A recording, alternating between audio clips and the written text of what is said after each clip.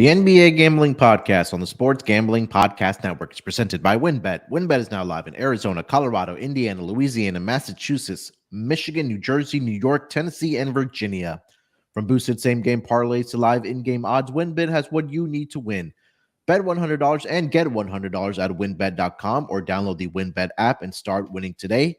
State restrictions apply. Welcome, everyone, to the NBA Gambling Podcast, part of the Sports Gambling Podcast Network. It is Saturday, March 25th, currently 11 o'clock on the East Coast, here to break down the schedule for the NBA here on Saturday. And joining me, as usual, to help me break it down, you guys know him as the voice of the Tennis Gambling Podcast, the NFL Gambling Podcast, WNBA Gambling Podcast, and, of course, here on the NBA Gambling Podcast, Scott Studio Reichel. Scott, what's going on, buddy? Nothing much. Nice to be back. I know yesterday the final picks at the end of the show weren't exactly the best, but before I ended the show, I did end up kind of briefly mentioning Hornets money line at around plus 700, which got there. Dallas is really, really bad. I'm trying to think if there's any other way to put it, but Dallas has definitely not exactly been playing well recently. And Kyrie came back. They can't even use that as an excuse anymore. But the Hornets ended up dominating, and you ended up seeing Charlotte really, really surprise a lot of people winning that game. But if you follow Dallas, especially all season long, you know they shouldn't have been laying that big of a spread ever at home, and they weren't close to covering at any point.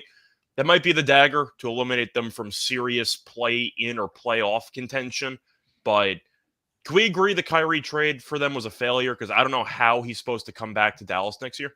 I thought anything outside of him going to LA was going to be a failure just because of what we're seeing right now. I don't know what I mean. That was just from the tip last night. I was watching that game. They were down the majority. Yeah, I mean, from the get-go, they were down for I think it was a wire-to-wire win for the Hornets, if I'm not mistaken.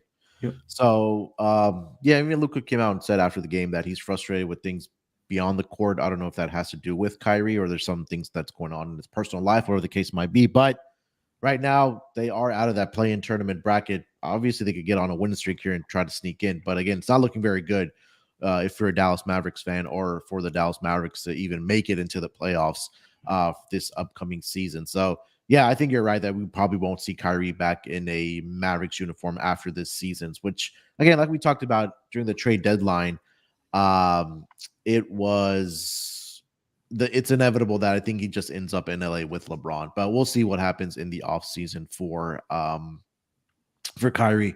Also joining us here today, of course, you guys know him as the newest voice on the NBA Gambling Podcast, Delonte Smith. Delonte, what's going on, brother? Not much. Some interesting games. Hope we can get some good injury reports, because right now things are all over the place. But some good games. Looking forward to breaking them down with you guys. Yeah, I think there's six games on the schedule. Yeah, 6 games. That's what I thought. 6 games on the schedule here tonight. A lot of teams that are on back-to-back situations. But we will get into every single game. But before we do that, let me tell everyone about our presenting sponsor. That is going to be WynnBET. WynnBET is the official online sportsbook of the Sports Gambling Podcast Network. WynnBET is now active in Massachusetts and tons of other states. Be on the lookout for WynnBET Win Hour each Thursday from 5 to 6 p.m. Eastern Time. During WynnBET Win Hour, marquee games of the week will have better odds on WynnBET, giving you a larger payout opportunity. And March Madness is here. So many ways to bet on the big dance. Sign up today to receive a special offer. Bet 100 and get 100. Limited state availability. And, of course, for our DGens, only if you hit the longest parlay of the week, you get a $1,000 free credit. There's so much to choose from. All you have to do is head over to WynnBET.com or download the WynnBET app. Offers subject to change. Terms and conditions at WynnBET.com. Must be 20 years or older and present in a state where playthrough WynnBET is available. If you or somebody you know has a gambling problem, call 1-800-522-4700.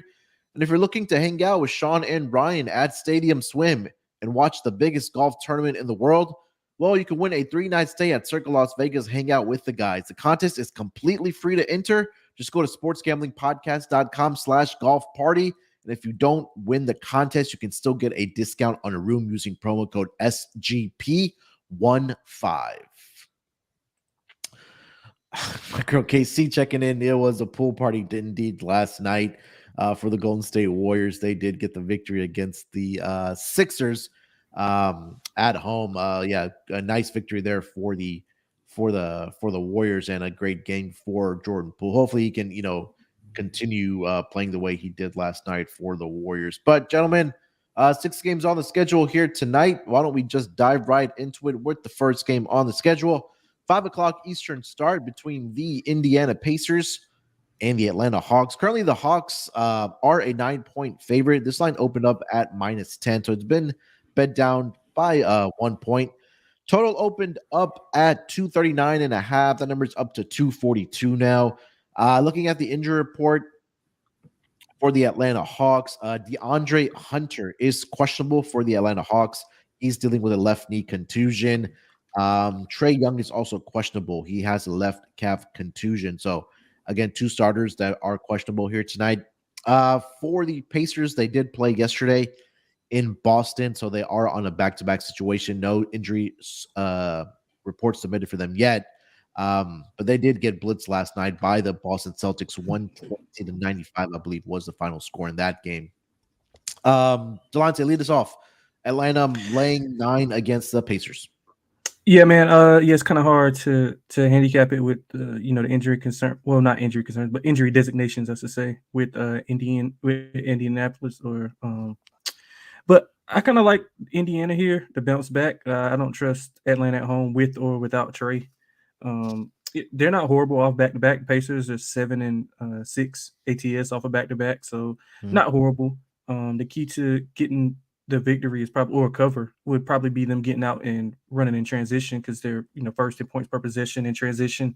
Atlanta struggles a bit in transition, and their defense hasn't been good as of late. They gave up 120 plus in 3 of the last 5 games, but Indiana hasn't been good either. They gave up 120 also in 3 of the last 5 games. But I think it boils down to, if they can make it a pace game, and especially if Hallie's on the court, he'll be able to dominate the ball. Atlanta's not good defending those ball screens. So, yeah, I lean to Indiana here. It's kind of hard to actually bet it without knowing about Halliburton's status, but yeah, I'm leaning that way. The number would indicate that he might be out, because I don't think they would be laying 9 with Halliburton in. So yeah, I'm leaning to Indiana right now. Probably if maybe wait. I guess even if he's out, if we get a higher number, maybe I'll just still lean that way. But don't trust Atlanta laying this type of number. I mean, they're 7-11 with rest advantage, meaning the other team, is off the back-to-back. They don't cover big numbers. So yeah, I lean to Indiana here. Scott, what do you got for this game? I'm going to lean to Indiana as well. Simply put, I just think that Indiana, despite not being a great team in terms of record, they're feisty at times, and the Hawks I just can't trust. Simply put, it's tough to lay 9 points with a team that can't guard anybody, and that's kind of what you're dealing with the Hawks, because they're just handing out 120 all the time. And I do expect this game to go over. I expect a lot of points. I don't think I could actually bet this total now, though, until I have confirmation that Trae and Halliburton are going to play. So I'm going to have to wait and see on that one. But first quarter over, I'm kind of tempted by. It is a very high number at 61.5. But the Hawks' first quarters lately have been pushing 70 on a regular basis. The first quarters are crazy in those Hawks games. So I'm on the over, first quarter over. I see a lot of points here. But I will lean to the Pacers plus 9. 9's a lot of points if you think Atlanta might need 130 to cover, because they allow 120 all the time. So I'm going to lean to Indiana. Yeah, I know we talked about it. I think it was either earlier this week or last week, where since the All-Star break at home, the Hawks games were going over the total. I know the last 2 games have gone under the total, where the market kind of did just adjust those total numbers. But like the Hawks game against Minnesota went under? No. So they had Warriors at home, and then they had the Pistons. Oh, so it's a home game. Sorry, yeah, I didn't hear the home games part. My bad. Yeah. So the Warriors game, they fell short by 1 basket that still produced 246 points in that game. And the Pistons, I know offensively they were dealing with a lot of injuries or guys being in and out of the lineup for the Pistons. But the Hawks still put up 129 points in that game. So they are 5-3 towards the over since the All-Star break at home. And Scott, you're right. I mean, I'm seeing right now an average of around 63 points in the first quarter. But again, a lot of that has to do with probably the Pistons didn't score very many I'm points. going to brought that read average off down. these Yeah, go ahead. first quarter numbers here, just because I feel like I have to. So the last game against Minnesota, 79 points in the first quarter. Second game, faced off against Detroit. Now, you mentioned Detroit was sitting a bunch of guys, and their offense isn't very good. 70 points in the first quarter. They played against San Antonio, just pulling that one up quickly. That had 74 points in the first quarter. And for the game against Golden State, I didn't even check how far back this goes, but 3 straight games. Sorry, Golden State also 70 points in the first quarter. Yeah. That's 4 straight games with 70 plus points in the first quarter. Yeah. You know how hard it is to score 70 points in a quarter? Oh yeah, man. I just bet that because of you. I'm glad you brought that up. 70 in 4 straight games in a quarter? Yeah, I gotta both take the teams. Both teams are 7 of their last 10 that went over in the first quarter, so that plays right into that into your handicap. What you're saying? I actually want to see how far back this goes because the Minnesota game, 69. So they broke the streak, but they had 69 points in the first quarter in that Minnesota game. So yeah, it's flying over like mid-high 60s. I got to take the over 61.5 in the first quarter. Yeah, I like it. I'm gonna go with the Pacers here tonight or in this afternoon as well. Hawks at home haven't been very good against the spread. We know that 16-19 against the spread, 13-16 as home favorites. Again, like you mentioned, I think that with Indiana Pacers being on a back-to-back, they are 9-4 towards the over. I think Delonte mentioned that. But yeah, I think we do see points early and often. So first quarter over, I'm there with you, Scott, as well as full game over. I just think, again, defense is going to be very optional in this game, as it has been for the Hawks since the All-Star break, especially at home. Did we cover the total, Delonte? Anything else on the total before we get to player props? No, I mean, it's just that both teams are top 10 in transition points per possession, so that just bodes well for an over. It's going to be a lot of running and gunning. So, I mean, in Indiana, they can't they can't play half court game. They have to play in like speed and space, pace. They can't do well in the half court. I mean, their metrics show it. They're just more elite running, and so I think that Atlanta will have trouble slowing them down, especially with Hadley on the court. Any player props, Delonte, you'd like? I'm kind of leaning toward. I don't see any up right now. A lot of it's injury based, isn't it? Yeah. So, but if I would probably pivot to some Trae Young points and assists overs. With a high paced game, you got to look at some of these player props going over. If we think the game's going over, it's going to be a lot of possessions. Ball's going to be in the point guard's hands a lot. So I would look at some points, rebounds, and assists for Hadley and some points and assists for Trae. Also, DeJounte Murray is kind of interesting with his points total because Indiana struggles defending the mid-range, the 21st in mid-range defense, and Atlanta shoots the ball well off the pick and roll in the mid-range with some of those bigger bodies they have to screen. So DeJounte Murray points is kind of interesting to me as well. Scott, anything that you may be on? I know there's very limited props right now, but anything that catches your eye or players you may be targeting? Yeah, I was considering maybe taking a plus money play on Miles Turner threes. He hasn't exactly been good at threes lately, so I think I'm going to stay away from it. The percentages have been horrible for the past couple of weeks. Mm-hmm. But conceptually, with Capella being on the court for Atlanta, he's going to try to sag off into the paint. I figured maybe they might be able to get a lot of openings for Turner because of how Capella likes to guard people and he likes to give rim protection. So I thought maybe looking at Turner, but I think I have to stay away because he can't hit a three right now to save his life. So I think I'm going to stay away from that one. We don't exactly have many props, we said before. Yeah. I'm blindly going to be tempted by the over and assists between Young and Halliburton because once again, it's a total in the low to potentially mid 240s. We'll see how the line moves, but I don't really have much here because I really don't have anything to go by in this one. Yeah. Capella under in points maybe because he really hasn't been that effective scoring. Good rebounder, but it seems like Atlanta has pivoted a bit more to using a Okonkwo who's done well for him, or for the team, I should say. And Capella, I mean, I'm looking at the offensive numbers here. We know he can't shoot free throws, which helps. Shooting 57% this year, which is actually not bad compared to his normal numbers. But to look at the scoring numbers for Capella recently, 11, 12, 15, 6, 10, 12, 8. So he's gone under 13 in... let me just do the math really quickly. 2-1, 3-1, 4-1, 5-1 in 6 of the last 7. So I think 12.5 is based solely on how high this total is. But Miles Turner, very solid rim protector. and we know Capella has no offensive talent besides dunking the ball, I don't mind Capella unders because the minutes might be a little bit in question as well. Capella's played less than 30 minutes in basically each of the last 8 or 9 games.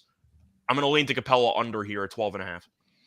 Yeah, I was looking at Trae Young's assist numbers against this Pacers team. He's had double-digit assists in 8 of the last 9 games against the Pacers. That number is probably more than likely going to be at 10.5, but Probably a juice 10.5. Yeah, definitely. and there's about 3 games in that span where he had 10, exactly 10. He's at 11 or more, and I think it's like 5 out of the 9 games against the Pacers. So definitely we'll wait for that number. And of course, his injury status, like I mentioned, he is questionable here today against the Pacers. And if he doesn't play, then obviously you want to pivot to DeJounte Murray.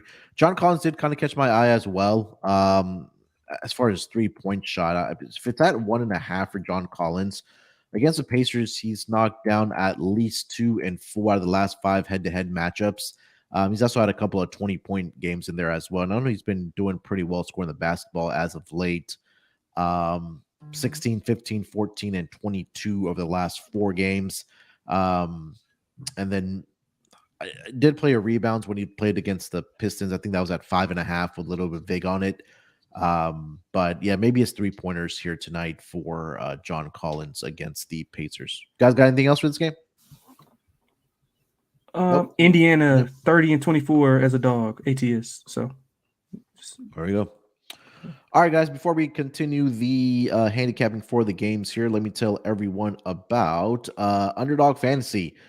The Underdog Fantasy, it's really heating up with March Madness. We're almost on to the Elite 8. College Pick'em is a great way to get into the action at Underdog Fantasy, especially, well, let's just face it, your bracket is already busted after day 1. Plus, Underdog Fantasy has your favorite college basketball player props as well. 2 Elite 8 games later this evening. So again, head over to underdogfantasy.com and use promo code SGPN for a 100% deposit bonus of up to $100. Again, that's underdogfantasy.com using promo code SGPN. Is your bracket still alive? My bracket absolutely died when Marquette lost and then when Houston lost, because I had Houston getting at least to the championship game. So I think everybody's probably RIP'd after last night. I'm trying to think of who would have any brackets left besides people that took a flyer with UConn. Yeah, I did. I got UConn in the Final Four and Creighton. So you said Final Four, so clearly your champion's eliminated already. So. Yeah. Okay. Yeah. All right. Yeah. UCLA was my champion. I had UCLA too. It's unfortunate that they were missing Bona and the straw, and they were victimized by the 35-footer. It's a bad shot. I don't care what anybody says. It's a bad shot. It's a great shot. But all right, guys. Next game on the schedule. It's going to be a 7:00 Eastern start here tonight between the Brooklyn Nets. They are headed down to South Beach to take on the Miami Heat. This line opened up in favor of the Miami Heat at -5.5. That number is consensus -5.5. Starting to see some -6 pop up as well. Total opened up at 222. That number is currently sitting at 221.5. Looking at the injury report for both of these teams, for the Brooklyn Nets, pretty clean. Seth Curry is out for personal reasons, and then we got more news about Ben Simmons, some nerve issues in his back. Is he just are they just making up injuries like to cover him? I'm probably pretty sure. I think he's probably played his last game with the Nets. Maybe in the NBA. Yeah, maybe in the NBA as well. For the Miami Heat, Kyle Lowry is questionable, and along with Caleb Martin, questionable. Both are dealing with left knee soreness. Other than that, everybody is a go in this game for the Miami Heat. Scott, lead us off. Your Brooklyn Nets, they are in South Beach as a 5.5-point underdog. So I'm still trying to figure out how they lost to Cleveland. So I'm going to need a moment there to remember to figure out how they blew that game down the stretch. 12-2 run in the final, minute 52, I think. Give up a rebound on a missed free throw, and Okoro hits a three-pointer. I mean, that's just rough. But I can't believe Miami's laying this many points at the end of the day. These teams are very competitive whenever they face off against each other, and the Nets have actually fared pretty well against Miami. Now, I do think at the end of the day, Miami's in better form right now because the Nets have lost about 5 straight. But I do think that the Nets are a bit live here because the Nets have won the first 2 meetings this season. Durant actually got injured in the first meeting this season, and they still managed to win the game anyway, despite not having Durant in the fourth quarter. And they dominated Miami up after Bridges had 45, I think, in that second meeting. But the Nets have not played well. Miami's played better. But 5.5 or 6, like the Nets aren't missing anybody. The Nets were competitive 2 times against the Cavs. Cavs are a good team. And they lost by 6, and they lost by, a miraculous comeback by Cleveland there. 5.5 or 6. I mean, I think Miami has a very good chance to obviously win the game, but if the Nets won this game, would you be shocked? No, because they're basically tied in the standings. I think these teams are pretty similar to each other. We know that both offenses can have a hard time scoring at times. The Nets defensively are fine. Offensively, not great.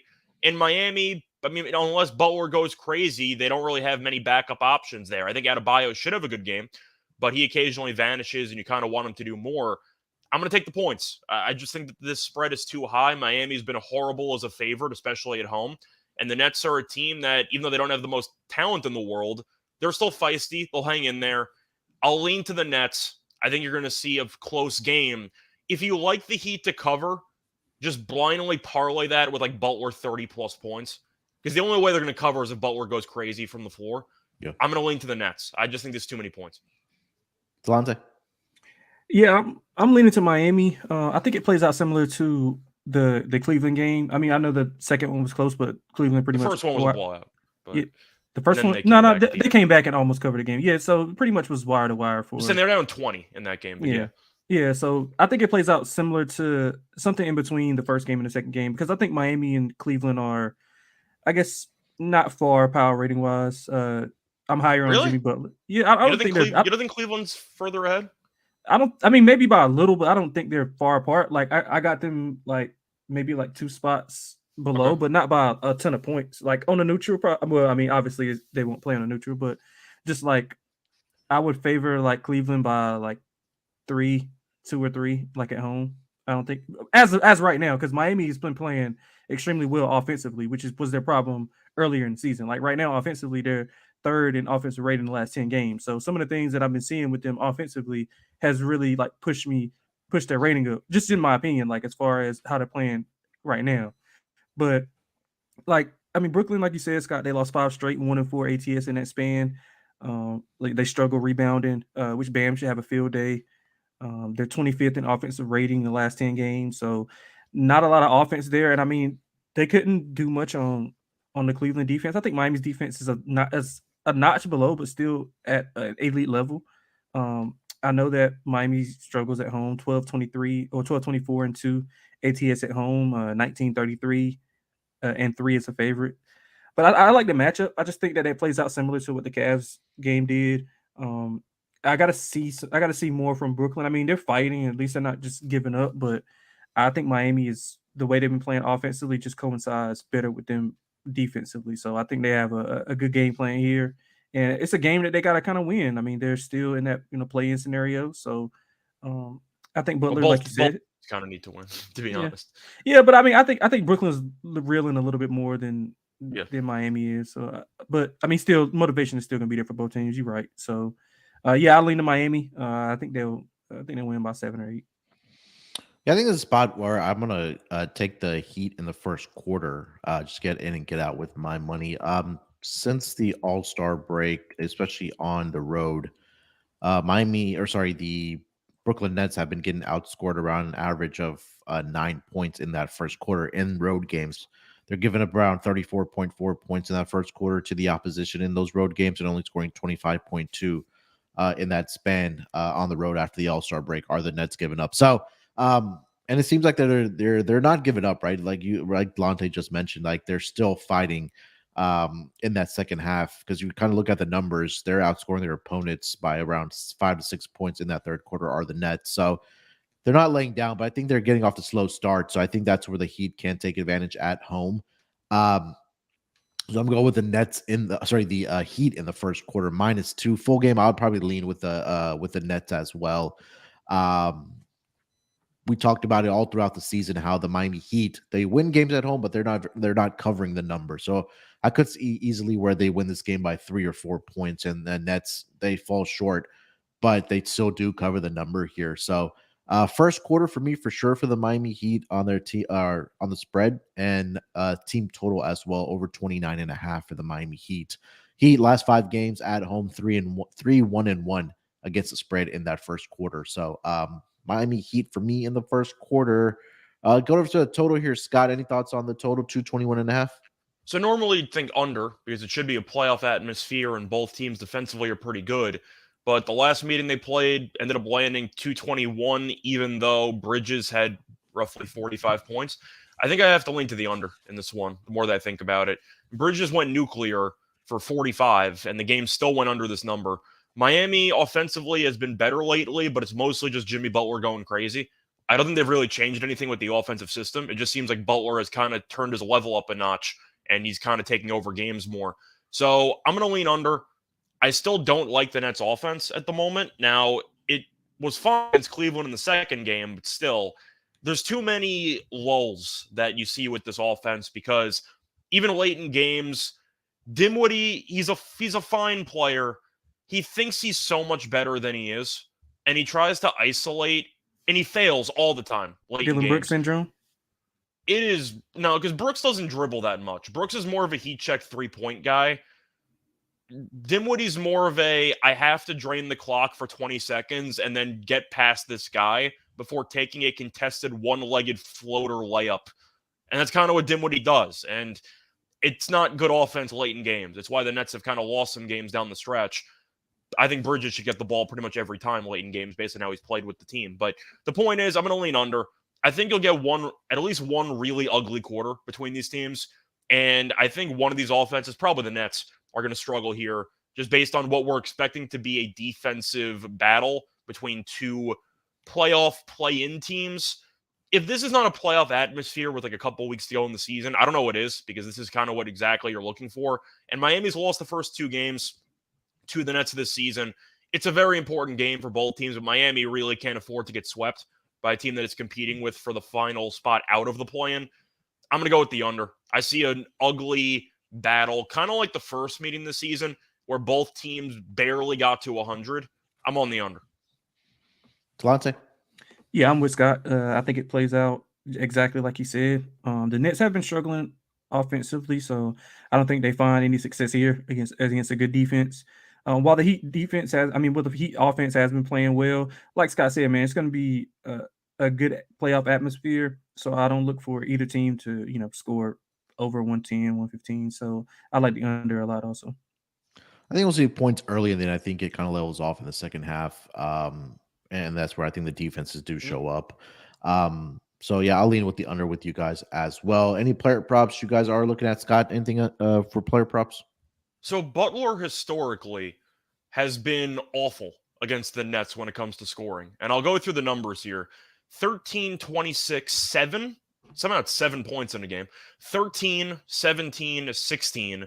So recently has not done well. However, I don't know if I can fully take it because Butler has recently decided to put the entire team on his back, and he had 35 against the Knicks.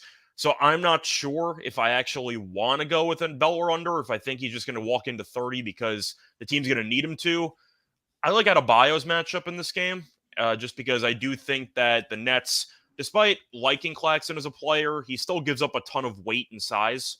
Not really the size, more the weight every time when he goes up against any true center in the NBA. And I'm just pulling up Adebayo's numbers against the Nets. But I think Adebayo could have a very good game here, both offensively and defensively. In his career in 19 games against the Nets, he averages roughly 17 points and 9 rebounds.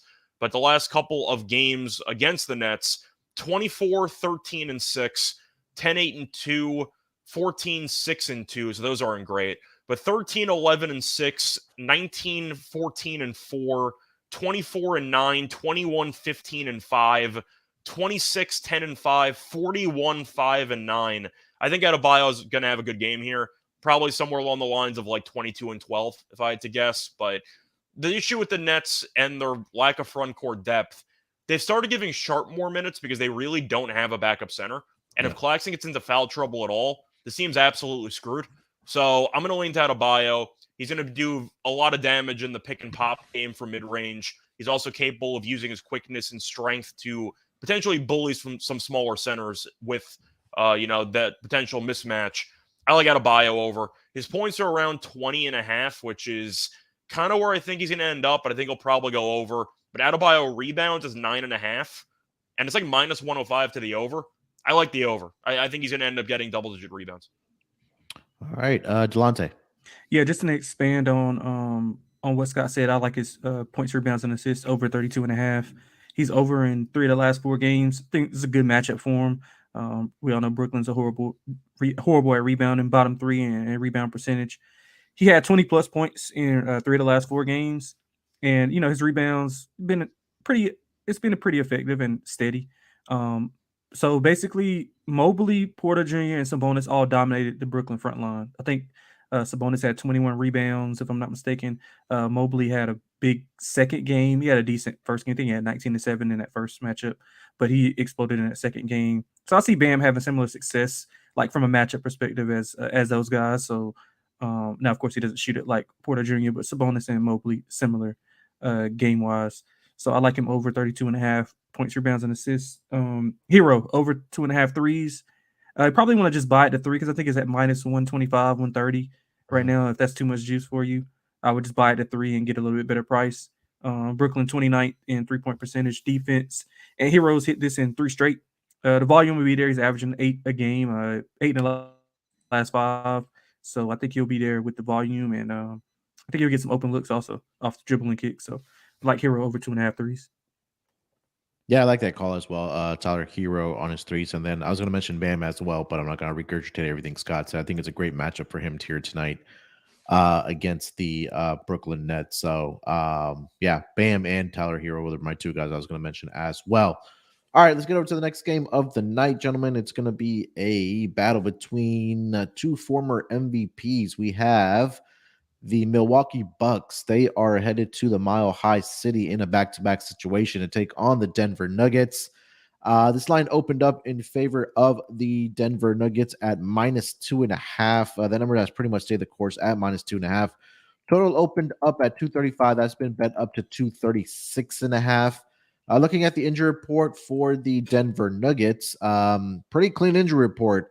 Nobody really on there of significance. And for the Milwaukee Bucks, they did play last night in Utah, but most of the starters did not, if any of them, did not play in that 4th quarter because they just came out and took care of business in 3 quarters. Milwaukee got the victory there, 144-116. Chris Middleton did not play in that game for injury management. I'm going to go and make the assumption that he does play here tonight because they are in that back-to-back situation. I think we've talked about it, and a lot of guys have been talking about it in the Discord as well. In back-to-back situations this season, the Bucks have been absolutely brilliant. They are, I believe, 8-0-2 or 9-0-1, depending on the number that you did get for the Milwaukee Bucks in back-to-back situations. 9-1 straight up, 7-3 towards the under. But again, we are talking about late in the season here, where maybe deadlifts catch up here, Scott, where they are going from altitude to altitude, but Bucks are catching 2.5 here, man. What are you thinking? I think the Bucks win. Simply put, I don't think Denver is a better team than Milwaukee. I don't think any team is a better team than Milwaukee right now. And the Nuggets, they've been better lately, but do they guard anybody? Still not really. I mean, you're looking at the wins they've had recently. They beat the Nets. We just talked about it. That team's kind of falling apart. They beat the Wizards. They trailed in that game actually quite comfortably after a half, and then the 3rd quarter came around and Denver smacked them. But they weren't exactly sharp for some of that game, and the Wizards have also not been good lately. So I'm not going to overreact how easy the Denver schedule's been and recently and how Denver ended up winning those 2 games. But Milwaukee's a great team. They're the best team in the league right now. I'm on Milwaukee. It's a back-to-back, but as you said, the starters didn't have to play for the entire 4th quarter, so I'm not exactly concerned by it. I think Giannis walks into 40 here. Looking at the last meeting this season, I find that this number is pretty funny, but Giannis's points prop is 30.5. I think he gets 40 because Giannis attempted 22 free throws in the first meeting this season. Went 15 of 22, which is actually not that bad percentage-wise for Giannis. But the point is, he only attempted 15 shots because he went to the line so many times. But the fact is, Denver proved by allowing that many free throws that they have no resistance at all. We already knew that, but still, Yeah. Giannis is going to get whatever he wants inside the paint. And I think that as a result, he should have a massive game. We saw Embiid have a massive game against Jokic earlier this year. You can argue for MVP motivation or whatever you want to call it, ulterior motives. I think Giannis puts on a show against Jokic, and I think Giannis probably scores 40 and has like 14 rebounds. It's a national TV game too, so it's not really a national TV game, but it's a televised game Sure. on NBA TV. Yep. I think Giannis goes nuts.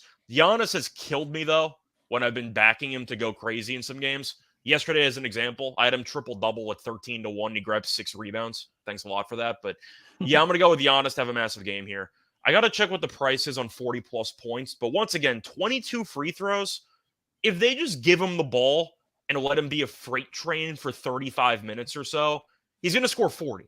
Like, what is Denver supposed to do to stop him? I don't think they can really do anything. So I'm going to go with Giannis over in points, and I like Milwaukee money line. Denver should not be laying 2.5 here. I think that this is worst case scenario a pick 'em. Milwaukee should arguably be favored. I think they're actually that much better than Denver as a team. Delonte, what do you got? Yeah, I mean, I pretty much agree with everything Scott said. Denver's returning home from a road trip where they played a pretty weak schedule. I would think we saw them get it going somewhat against some of those lower tier teams. They played second half against Washington. They got it together. Yeah, so they played 4 straight unders. So that defense is a bit inflated due to some of the teams that they've been playing. They are pretty brilliant at home, 22-13 and 1 ATS. But like Scott said, I mean, I think Milwaukee's just a better team, and Middleton's going to be back. He's off of rest, so should be pretty spry. Milwaukee's 18-14 ATS on the road. They play really good defense to combat everything that Denver does offensively. And like Scott said, like the rim is going to be a major key for Denver. They don't have any rim protection. 29th in rim percentage defense, so Giannis should dominate at the glass. I mean, him, Bobby Portis. I would look at some Bobby Portis props. So, and Denver also struggles in transition. They're 24th in transition defense points per possession allowed. Now, Milwaukee doesn't necessarily run, but they do when the opportunity presents itself. And I think Bud will see that and get them running a little bit more. I mean, Munaf, you read off the back-to-back numbers. It doesn't phase them coming off the back-to-back, and they didn't play as many minutes against Utah last night. So, yeah, man, I like Milwaukee here. I don't think anything Scott said was wrong. I agree with everything he said. Pretty much laid out the handicap for us. So give me Milwaukee on the money line. I didn't even mention, by the way, Giannis did have 33 on those 22 free throw attempts in the first game. They only scored 107 points. Yeah. But so if you're assuming Milwaukee scores like 120, then that's a couple extra points there to throw there. I think Milwaukee probably does score 120 here. But yeah, it's another reason if you want to take Giannis, I expect a masterclass performance. What did he play? 25 minutes last night? Last night he played 25. No starter played more than 30. Only Pat Connaughton had 29 minutes, which was the most on the team. He was on the team last night. Yeah. Brook Lopez 26 minutes last night. So minutes. I was gonna say, he had like 6 blocks last night again, didn't he? 7. Yeah, he had 17, 14. Okay. Yeah, and then 7 blocks last night for the Milwaukee Bucks.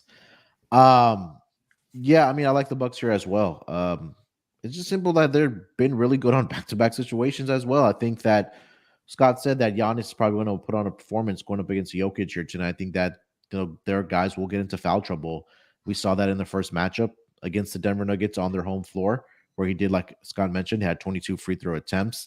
And I just think overall they're the better team. I think the perimeter of this Denver Nuggets defense with Jamal Murray, Michael Porter Jr., they're going to struggle defensively. I think we'll see guys getting up open looks and open shots for the Milwaukee Bucks. I think they'll be able to knock them down as well. And we talked about on that road trip, or I think even now after the All-Star break, they've been a little bit better defensively. But when you have this type of juggernaut coming in offensively, I think that Milwaukee Bucks should have some success on the offensive side. So I'll go Milwaukee Bucks money line here as well. Thoughts on the total here, Scott? 236.5. Starting to see some 237s pop up. I have to lean over because the first meeting landed 206. and the second meeting's total was 30 points higher than when the first meeting landed, I think I just have to lean to the over because that doesn't make any sense. I think you're going to see a high-scoring game. I mentioned how Milwaukee's got a one-man fast break that Denver has no answers for. I'm not saying Jokic is going to have a bad game. I think that he'll be able to do his thing, and I expect pace to be pretty prominent in this game. I'm going to lean over. It seems high, but the fact that there's over money coming in after the first meeting landed 206 makes me believe that the potential under might be a sucker play. I'm going to lean to the over. Yeah, I think that that first game they were with Denver didn't have Jokic, Murray, and Michael Porter. So that's what I'm saying. So you can kind of toss. You can just straight up toss that out. Yeah. But yeah, I want to lean towards the under here as well, but it just makes me nervous. I feel like this is a game where Milwaukee will probably put up like easily 120, 125 points. I'd rather take Milwaukee team total. If I had to pick. Yeah. Delonte, total? Yeah, man, I'm leaning to the unders, but I don't want to be a sucker, like Scott said. So I'm probably not going to bet it. You might be right, but I think you could agree that that number does seem like insanely high, like it's daring you to take the under, and I'm not sure. And there's money coming in on, and it's going up, so I don't even know. Yeah, it's probably just baked in on some of the like bad teams that Denver has been playing. I mean, Denver's allowed 105 or less in 3 of the last 5 games. So, but that's playing like bottom feeders. Then he played Detroit, and a couple other bad teams. I can't remember exactly who they played. Washington. I was at the Nets game. Yeah. So, and the Nets offense is pretty bad. It wasn't good. It wasn't good. Yeah. So I would lean to the under, which you went off. I think that in a high like frequency game, it's going to be a lot of good players in the game, a lot of eyes on the game. What is that? 9? Is it at 9? Yeah, 9 Eastern. So yeah, it'll probably be in the middle of the Elite Eight game. Yeah, so I think it'll be a high intensity game. I think defenses will both play a decent part. So give me the under here. I like how you included the times of the Elite Eight games or the March Madness games tonight, like just to throw that in there because I'm probably not gonna be watching this game either. Yeah. Any player props you guys are looking at? Delonte, lead us off. Yeah, I'm looking at Giannis rebounds. I think Scott laid it out pretty well. He's going to dominate the glass. Denver is just struggling on to defend the rim, so I think he has a monster night on the glass. That's the only one I have right now. I didn't see any other ones when I was doing prep because I guess of the injuries, but I would also look at some Bobby Portis points and rebounds. I don't know if I can find a number on that just yet. Do you see a number on that? Not yet. Just see starters listed. Yeah. So I would look at some Bobby Porter stuff, and on the opposite side, look at Michael Porter Jr. I mean, he probably has to score 20, 22 for them to be competitive in this game. So I like him over also. Scott, anybody outside of Giannis? I mean, if I'm going to pick Giannis to have a great game, am I automatically pivoting to Drew Holiday assists? Yeah, I was looking for that, but I don't see Drew Holiday list I don't see that for some either. reason. Yeah. Because they played yesterday, so I guess they're waiting to see what the story is. And maybe if Middleton plays, Holiday has the ball less, and they're kind of wait that out. But do you like Lopez blocks in this game, or is Jokic impervious to getting blocked? I mean, he could block other players too, right? Because Aaron Gordon's going to attempt every shot at the rim, so that's why I'm wondering. Yeah. I'm trying to see how he. Well, I don't think he played in that, or did he? Let me see. It's mostly because he's been walking into 6 or 7 blocks, what feels like every game for the past week and a half. He did have 4 blocks in that game earlier, but again, that was without the 3 guys that we mentioned. But yeah, I could see a possibility where he does get the blocks in this game. Anything else as far as player props? Anything else for this game, guys? I think that's it. All right. I'm contemplating if I should take Giannis 40 plus or just ladder it from 30 to 40. Yeah, they got it. Somebody in the chat put plus 470. I see 480. Oh, so. Okay. I mean, you can't ask for a better matchup, can you? Total's like 236.5. Denver can't stop anybody in the paint. Giannis is going to have just a free runway to the rim every time. And he only played 25 minutes last night. And he was very passive in that game. I think he'll be more aggressive against a fellow MVP candidate. Yeah. Just to answer Colby's question, I think we're probably just all on just grab Giannis points and ladder it up to 40. And then see what happens. Unless you want to make a counterpoint, but I 22 free throws in the first game. Yeah, I mean, yeah, I don't have a counter argument against it. All right, guys, let's get over to the next game of the night. We have the Philadelphia 76ers. They are headed to Arizona to take on the Phoenix Suns. Both teams on a back-to-back situation here, so the injury report is blank for me here. So We'll start with the side here. Right now, Philly opened up as a 1-point favorite. That number is now to -2 in favor of the Phoenix Suns. Total opened up at 228. That number is now at 225. We did see Doc Rivers say that it is a possibility that Harden comes back tonight, but I think it's more than likely he doesn't come back till Monday.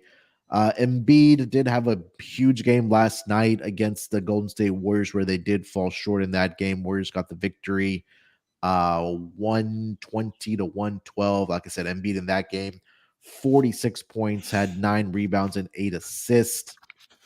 Played 38 minutes last night. Tyrese Maxey, 21 points in 40 minutes as well for the Philadelphia 76ers. So I'm not sure what the injury designation is going to be. Phoenix also last night took an L against the Sacramento Kings. They got absolutely blitzed in that third quarter, got outscored 45 to 26. That was pretty much the game for the Phoenix Suns. But last night, Chris Paul played 32 minutes, and then Devin Booker only played 33 minutes. So, and then you had Terrence Ross off the bench scoring 30 points for the Phoenix Suns, but again, wasn't good enough. Scott, right now, Phoenix -2. Not sure how much we can go off of without any injury news right now. But any thoughts here? I think I'm going to have to lean to Phoenix just because of the fact that both teams lost yesterday, but Philly, with Embiid's injury history and the fact that he dropped 46 while battling something, I'm not sure how likely he is when it comes to playing this game, or how likely he is to dominate after he played that many minutes yesterday. I don't care if Harden plays or not. In fact, I think Phoenix bettors want Harden to play because I'm not sure he can move. An Achilles injury isn't something that heals quickly. Like, that's going to linger for a while. And we saw how he looked in that Chicago game. Went 2 for 14. He looked cooked. I mean, he couldn't move. He couldn't do anything. So I think Phoenix fans actually kind of want Harden to play, as crazy as that sounds. But I am going to link to Phoenix here. They're a great home team. If Philly had not played yesterday, I would take the Sixers, but they did. And I think there is a chance that Embiid doesn't play. Then again, when Embiid has missed a bunch of games, the Sixers have won without him anyway. They're actually pretty good when Embiid doesn't play. So I'm going to lean to Phoenix. I'll back in what I think is going to be a close game, or what should be based on the lack of injury knowledge here. I'll back the team that's been very good at home. I'm going to lean to Phoenix. Fonte. Yeah, I'm leaning Phoenix also. They've been struggling as of late. They haven't covered in 5 straight games, 1-4 straight up in that span. They're returning home where they're 19-16 ATS. I mean, it's just evident that they play well at the beginning of the games, and then they just fall off a cliff, like you said, went off in that in like the third, fourth quarters. So I mean, that kind of worries me. But I mean, Doc Rivers is on the other side, and he just blew a game last night. So who am I to go against that trend? That fourth quarter was very ugly for Philly. Yeah, very, very. Yeah, and I mean, Philly, they've covered 7 of the last 10. They're pretty good on back-to-backs, 7, 3, and 1, I guess, depending on where you grade the close. 2015 ATS on the road, first in offensive rating the last 10 games. I think I don't think Embiid plays, honestly. That he exerted a lot of energy last night. Like Kevon Looney was beating him up, and he was still doing what he wanted. And I think if he plays today, which I don't think he does, he'll pretty much dominate with that. I'm sorry. Do you think he has limited minutes even if he does play? Yeah, I mean, I would think so, because I mean, you don't want to plplay him back to back. That was a high intensity game last night that they played, and I don't think you want to, risk entering him in a non-conference game. So I would just lean towards him not playing. I took one last night with Phoenix just simply off of basically what Munaf said. I don't think he's going to play. I don't think Harden is going to play either. But if Phoenix needs a win, I don't know. They're kind of treading water until Durant gets back, but they just haven't looked good as of late. But it's a short number, good home team. But it does, like Scott said, it would be better if Phoenix wasn't off a back-to-back. But I lean to Phoenix here. I think they can get it done. Yeah, they have a game tonight in Phoenix, obviously, and then they play on Monday in Denver to wrap up this 4-game road trip for the Philadelphia 76ers. So, yeah, I'll lean with Phoenix here as well. I mean, I really didn't have much for this game, even though it could have been a really good game if everybody was healthy, been playing in this game. But I'll lean with the home team again. CP3 and Devin Booker only played about 32 and 33 minutes last night compared to Joel Embiid, who played 40. Also had about 30 some minutes from Tyrese Maxey as well. And again, it's a big game for the Phoenix Suns as far as, playoff standings go, like we talked about in the Western Conference, where everything is just so tight right now. But yeah, I really didn't have anything. I'll lean. I mean, no official play for me. So let's get over to the total in this game. Delonte, anything on 225? Philly has been playing to the under. 4 of the last 5 went under, and Phoenix has been playing to the over, 4 straight overs. Now, Phoenix's point spreads have been, like middling 210s, like 215, 216-ish. But that goes to the team that they're playing. With both teams off back-to-back, think tired legs going to come into factor, so I'll lean to the under. Okay. Scott, total? I think I'm going to lean over. I have no strong opinion on it, but if Embiid doesn't play, Philly probably plays faster. So I'm going to lean over, but I don't have much here. There's no chance I bet the total in this game. I'll tell you that much. Yeah. That's a good point, though. Do not see. Well, let me see if there are. Yeah, I see very limited player props. I do see for Chris Paul, Devin Booker, and Joel Embiid player props. But Delonte, you have any player props you were looking at? Not really. Like you said, I was kind of trying to wait on like matchup wise on who plays and who not. But I guess I would lean to Booker, points and assists. He's been more facilitating. I mean, Chris Paul. I mean, people are not talking about it, but Chris Paul looks really, really bad. I mean, he doesn't look good at all. I think they kind of enjoy him and Fox getting into it with the Fox flop imitation. No, I didn't see that actually. I didn't see it. Chris Paul fell at half court, trying to draw a classic foul, and they called it on him. So Fox just looks at the ref and fake dives on the floor, mocking Chris Paul. It was actually really funny. Then, ironically, De'Aaron Fox got injured 10 minutes later. Oh wow, that's crazy. Yeah, I didn't see that, but I'll have to go watch that. But all he had to do was say this ain't 2014 anymore, and he would have had his best Steph Curry impersonation. Anything else for this game, Scott? Player props you're looking at? Anything else? I keep mentioning Maxey, but it keeps kind of being a moot point because Embiid keeps playing. So if Embiid's not playing, I'll take Maxey. I think Maxey should go for 25 or more if Embiid's out. I mean, I'm trying to think of who to pivot to. I mean, do you blindly take a Paul Reed double-double if Embiid doesn't play? Maybe, but I don't know when they'd even post that. Yeah. Do you dare trust Tobias Harris? Somebody's going to have to score the ball. Tobias Harris season, man. I don't know if it's he had a pretty Tobias good game Harris last night, didn't he? He did. He played really well last night.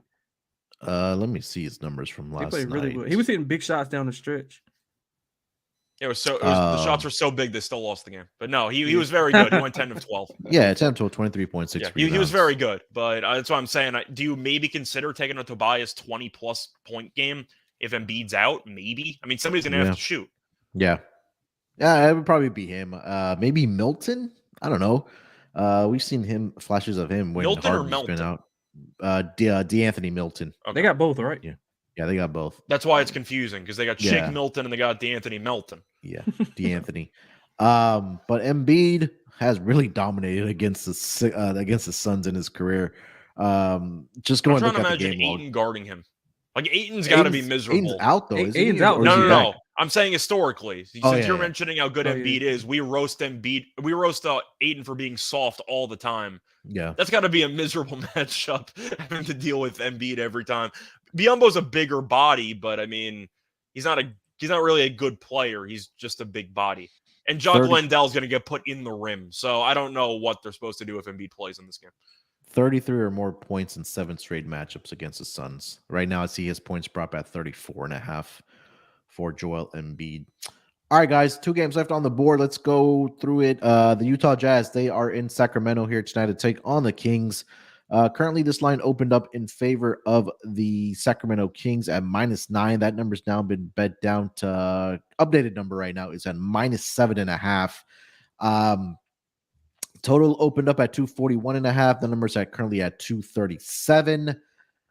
Like I mentioned, Sacramento played last night. They did get the victory against the Phoenix Suns. I am going to go ahead and make the assumption that De'Aaron Fox does not play in this game because he left with a hamstring injury. And then again, Utah also played last night against Milwaukee at home, but you saw Lauri Markkanen didn't play in that game. Jordan Clarkson has been out as well. Who else didn't play in that game for the Utah Jazz? They're pretty much without their top guys. I'll just say that. Scott, lead us off here. Let's call it -7 is the updated number right now for the Sacramento Kings hosting the Utah Jazz. So I'm assuming automatically that Fox is not going to play. Yeah, He suffered a hamstring injury and he didn't come back, so I'm assuming that he's going to be out for a couple games. Utah, from what I've seen the last couple of games, had one of the worst defenses I've ever seen. Played against Portland. They gave up 60-something points in the paint to Portland. It was horrible. It was a layup line and a dunk line. Played Milwaukee yesterday, gave up 144 points.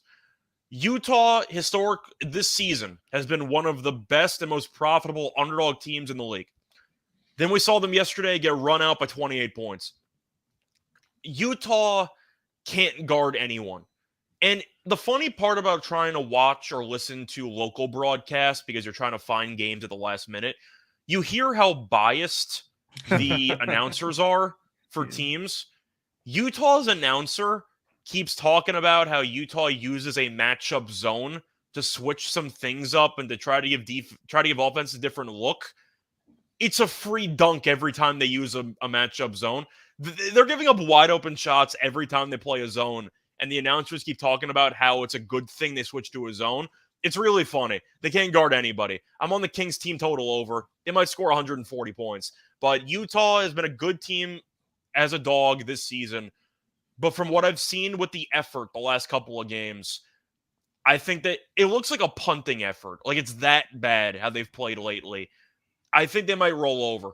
The fact that Lauri's not playing recently while they're currently competing for a play-in spot, and the one game he did play, he dropped 40 points and now he's not playing again, I think they're actively punting. I'm going to lean over. I'm going to ignore the side. I'm leaning Sacramento anyway. And I know that Utah, a lot of people blindly take Utah because they've been so profitable as a dog. They've shown me less than nothing the last couple of games. Give me Sacramento team total over. I think they score 135 points. Sabonis triple-double maybe. You have a lot of options here. But I'm going with the over. Threes for Herter, threes for Monk. They try to play a zone. They can't guard anybody. Give me the Kings scoring 130 points.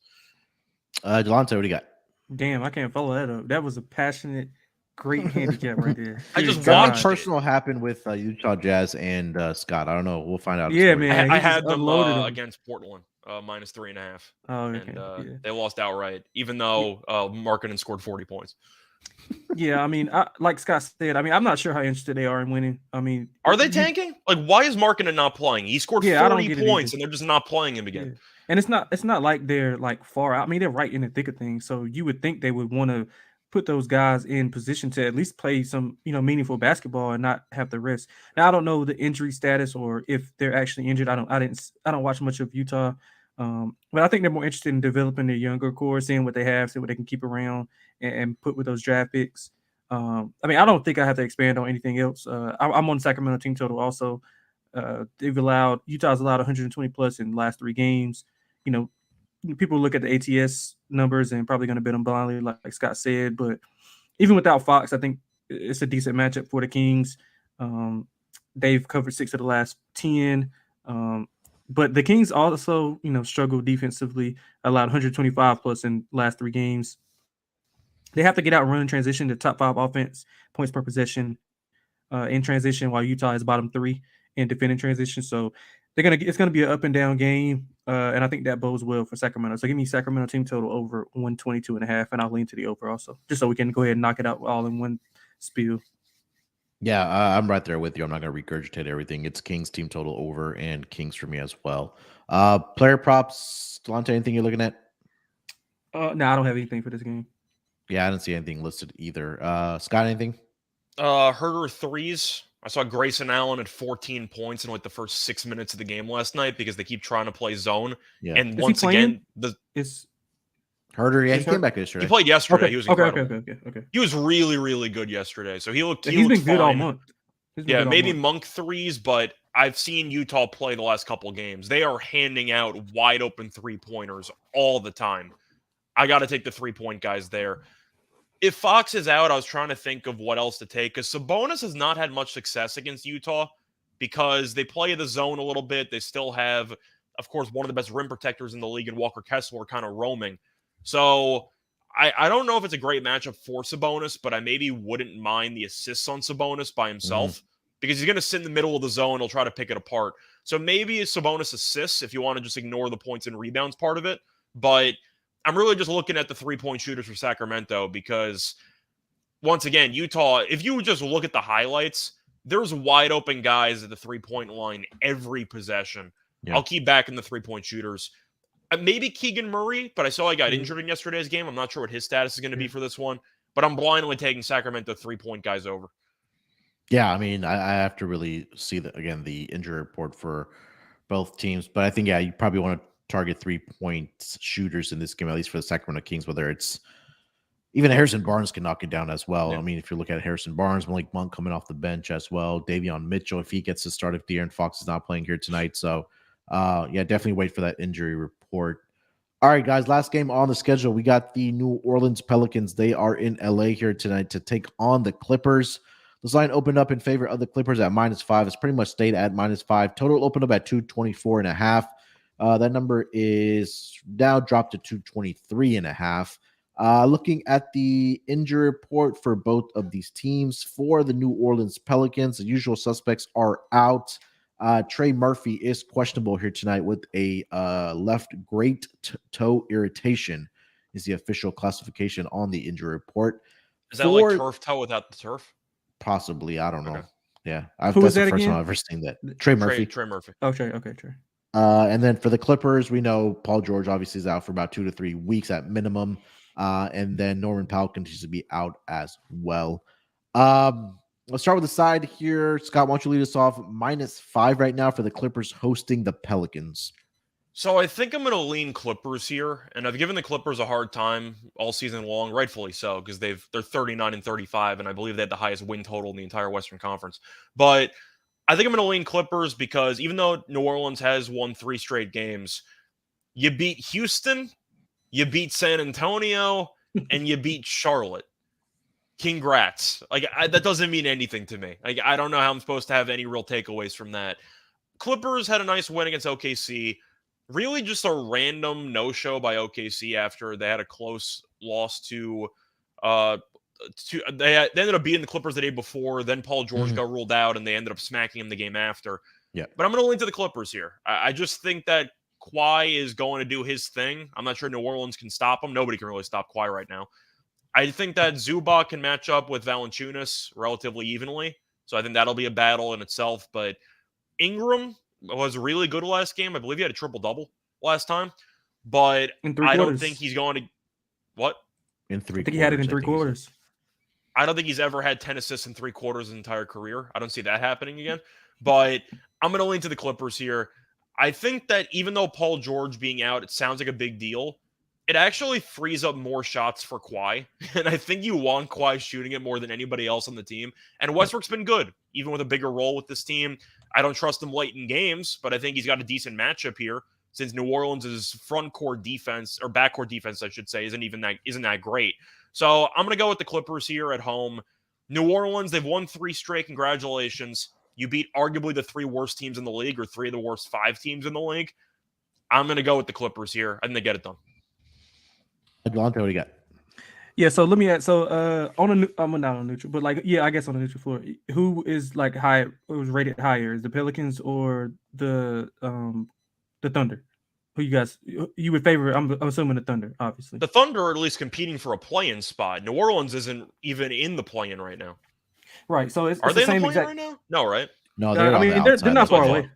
Yeah, they're not too far off. Yeah, but I mean, this is essentially the same number that they were laying without Paul George against against the Thunder. Yeah, so and they won by 20. Right, exactly. Pelicans and I think the Pelicans are. Say it again. Conference. They're number 9. The Pelicans. Okay, yeah. So they're right there, but still, like, if you compare like apples to apples, like from a numbers standpoint, it's a little short because I don't think the Pelicans are better than the Thunder. So I think that the Clippers have a lot of success, especially with their front court depth that they have. Containing Ingram is pretty much the only thing they have to worry about. I don't think Valanciunas probably has a bad game with Plumlee and Zubac both battling with him, and he usually folds when he has to go against stiffer competition. So I think the weak schedule, like Scott pointed out, is making them look better than what they are. They won the last 3 games, but like they beat Houston, but just remember Houston beat them also in that first game, if I'm not mistaken.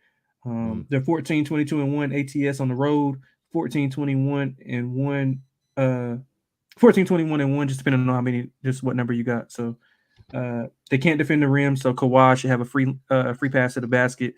I look for the Clippers to hang. I look for the Clippers to hang a big number on the Pelicans tonight. I'm going with the Pelicans. Sorry, for the Clippers here tonight as well.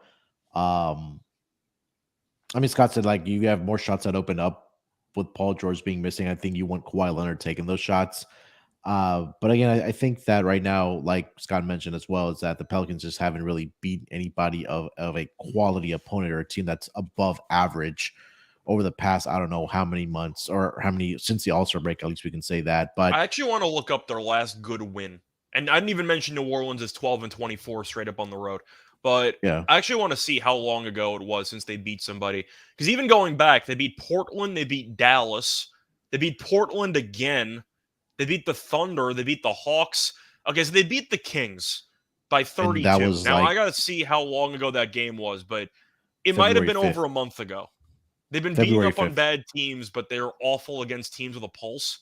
When did they beat the Kings? February 5th. Yeah. And that was a game without De'Aaron Fox, if that is worth anything. I believe so. But every other game they've won, their best win over the last month and change was OKC. I think that was a game where Sacramento was on a back-to-back too, because I remember being on the Pelicans in that game. But yeah, I mean, yeah, look, we just laid out the case. I mean, Pelicans haven't beaten anybody since February. Clippers for me as well. Total 223.5. Scott, anything on the total? I think I'm going to lean over. Like, I don't feel great about this number either, but I can see both offenses having some success. So I'm going to lean over in this one. Nick, to answer your question, by the way, who have the Clippers beaten recently? I mean, if you want to just go through the list, they beat OKC 2, Portland, tossing those out. Beat Golden State.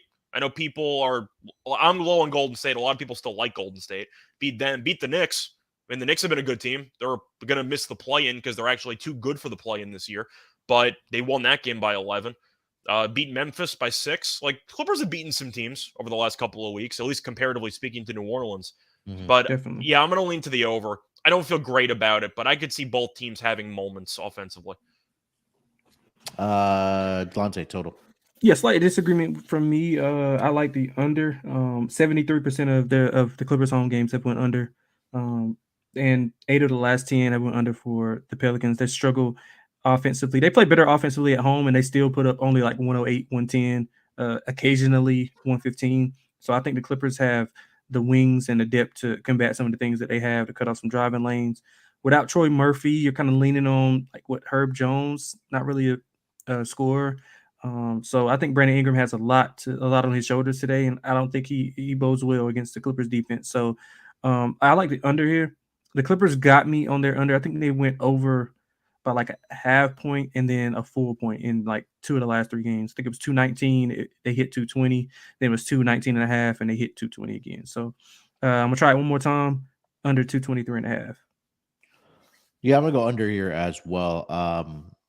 Clippers, they're right around average as far as pace goes, but at the same time, I don't think the Pelicans can really score. I mean, we talked about the teams that they've beat; they put up points against them. But again, you're going up against a Clippers team they're not too bad defensively over the last 5 games. They're number 7 as far as defensive rating.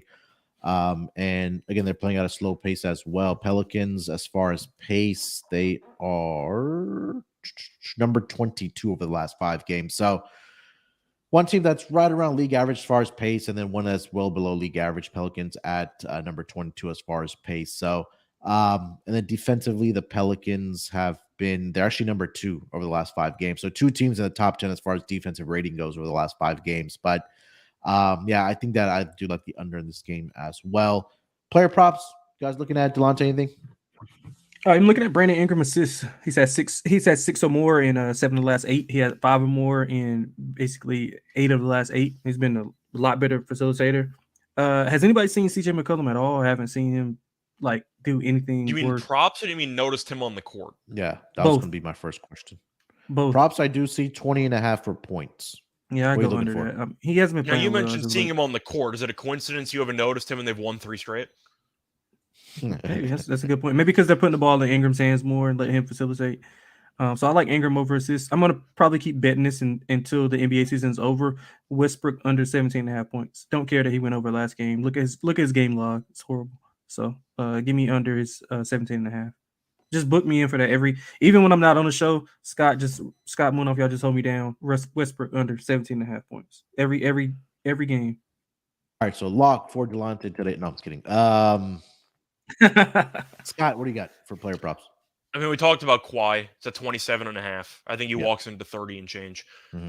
I'm trying to think of if I want to make a play on kind of a sneaky play on Herb Jones under, because he's going to guard Kawhi. So are we automatically assuming he's in foul trouble? I feel like there's a decent chance Herb Jones ends up in foul trouble because he's going to be matched up on Kawhi the entire game. But even looking at his last 2 games, scored 2 points against Charlotte, scored 4 points against San Antonio, and they won both games by roughly 20 or more. So Herb Jones knows his role. He's not going to do much offensively. Defensively, we know that he's a very good player. But I am concerned with him being matched up on Kawhi if foul trouble will be an issue, or if he's going to have to exert so much energy on the defensive end that he's going to just not have much of an impact offensively.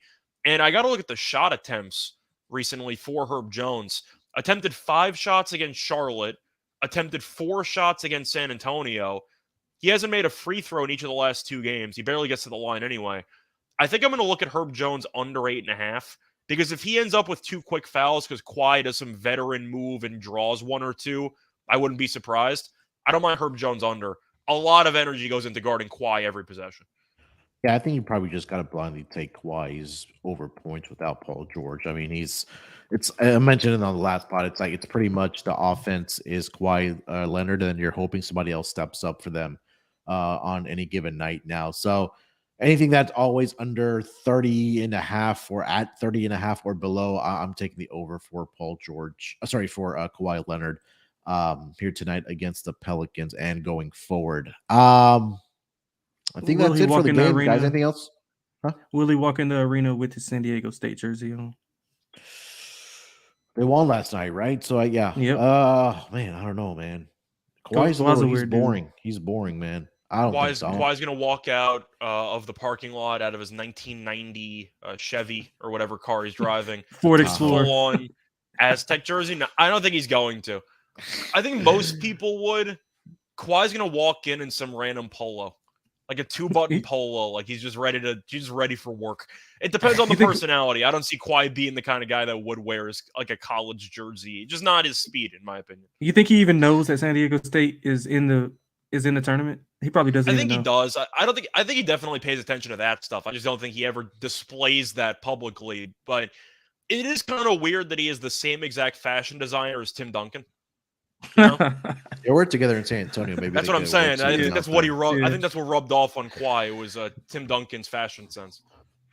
Yeah. All right, guys, let's close out the episode strong here. Let's get into our lock and dog for the Saturday games here in the association. Delonte, why don't you lead us off, my man? Yeah, man, I'm keeping it simple. I'm going with the lock. The game we literally just talked about. I'm going with the Clippers. I think it's a good matchup for them. I think they come out, play well, and stop Brandon Ingram to a certain degree. I think Kawhi has a big night, and they put a decent amount of points on them. For the dog, I'm going with Milwaukee. Milwaukee performs well against elite teams. They get up for it. I mean, if you just check their game log against, I guess it's kind of elite is kind of subjective, but against good teams that you can see, like standing wise, they perform really well. So I think that they come out here and they play well and get the win. So give me Milwaukee as the dog. All right. Scott, what do you got? All right. So for my lock, I am going to go towards Giannis points. I have to plead to him because he has screwed me over so many times taking his points and props this season. I picked the wrong game every time to back Giannis, but it's such a good matchup. Denver has no paint defense. You're against another MVP candidate, and it's a TV game. And you played 25 minutes yesterday. 22 free throw attempts in the first meeting. I'm on Giannis over for points. It's at 30.5. If you want to play it safe, you can take 30 at like minus 135. But I'll take 30.5 over at around minus 110, give or take. I think Giannis is going to have a runway to the rim every single time he has the ball. So I'm going with Giannis over for his points. I see a great matchup there. I really did think about taking the 40-plus points at like plus 460 as my dog, but I decided to just play it safe and go with the Giannis points regular as my lock. And for my dog, I'm quickly pulling this up because I'm curious what the number is going to be. It is going to be in the Utah and Sacramento game. And I'm going to go with, I'm hoping that they have team totals up. They do. Okay. So my play in this game is going to be Sacramento team total. I really wish it went higher than 124.5. But I see 124.5 at plus 120. I'm taking the over. I think the Kings walk into 130. I've watched this Utah team play. They can't guard anybody. I think it was right what Delonte said before. They're trying to let the younger guys play more. So you're giving minutes to Azubuike and Juzang. Like, shout out to them in college. But they can't play in the NBA. Like, they're not good. They can't play, and they're giving them minutes. I got to go with the team total over for Sacramento here. I see a bunch of points. And Utah has gotten so much worse defensively as the season has gone on. Give me Sacramento to score 125 at plus 120. All right. All right. For my lock, I had two options I really liked. Yeah, I'm gonna go Miami Heat. Yeah, you can do that. Miami, if it lets you. Miami Heat first quarter team total over 29.5. You talked about how Brooklyn, since the All-Star break, even with the trades that happened with KD and Kyrie, they're giving up around 34 points in that first quarter on the road. Miami has been better offensively. Their guys healthy at home. They've picked it up a little bit as well. And they are 3-1-1 against the spread over their last 5 games in that first quarter. But I do think there's an opportunity for Miami to come put up some points in that first quarter where Brooklyn just gets off the slow starts, especially defensively. So Miami Heat, if you want to go first quarter spread, I see that at -2, but my official play is going to be Miami Heat first quarter team total over 29.5. For my dog, I think I'm also going to go with Milwaukee here tonight. I think that was the only dog that I really did like here tonight. They're up to -3. They're in some spots. I see a plus 130 on the money line for the Milwaukee Bucks. I just think this team is way far ahead of even the Denver Nuggets, even though the Denver Nuggets are at home where they've been one of the better teams straight up. But Milwaukee in back-to-back games this season, like we mentioned, 8-0-2 against spread, or even 9-0-1, depending on the number that you did get. 9-1 straight up in back-to-back games. We mentioned it, how the starters didn't play a lot of minutes last night or didn't play in that entire fourth quarter because they just came out and took care of business in 3 quarters. Chris Middleton didn't play last night. I expect him to play here tonight for the Bucks. So I'm going to go Milwaukee Bucks with Delonte plus 130 on the money line as my dog for tonight. All right, guys, that is going to do it for this edition of the NBA Gambling Podcast. Delonte, anything else you want to mention, my man, before we get out of here?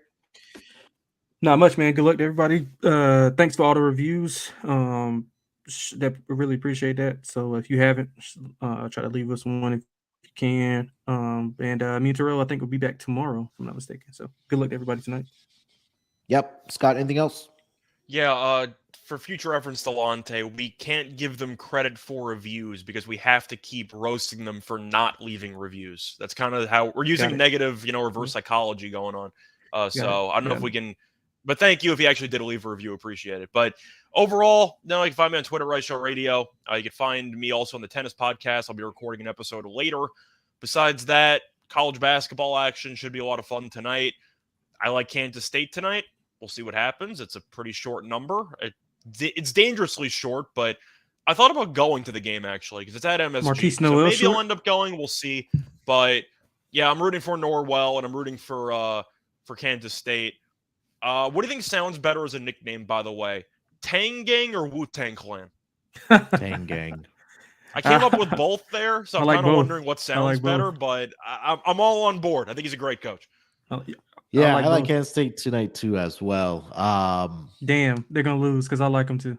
All right, that's it. So pencil in. Bet We FAU. didn't lock him up though, so we'll see what Yeah, happens. pencil in FAU to get the victory. Yeah. Then, since all three of us like them, but yeah, definitely like Delonte and Scott mentioned, appreciate the listeners who have left us a rating and review.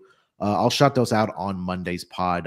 Wait for some more to come through, but we did have about 5 more that came through as of yesterday. So appreciate everyone that has left us a rating and review. Before you guys get out of here, please do us a favor, hit that like button on the YouTube stream here. Really helps us out, grow the show as well. And like Delonte mentioned, him and Terrell will be back tomorrow for the Sunday games, and then we will reconvene with myself and Terrell on Monday for the NBA Gambling Podcast. All right, guys, enjoy your weekend. Bet responsibly. Good luck with your bets. Let's break these books off and let it ride.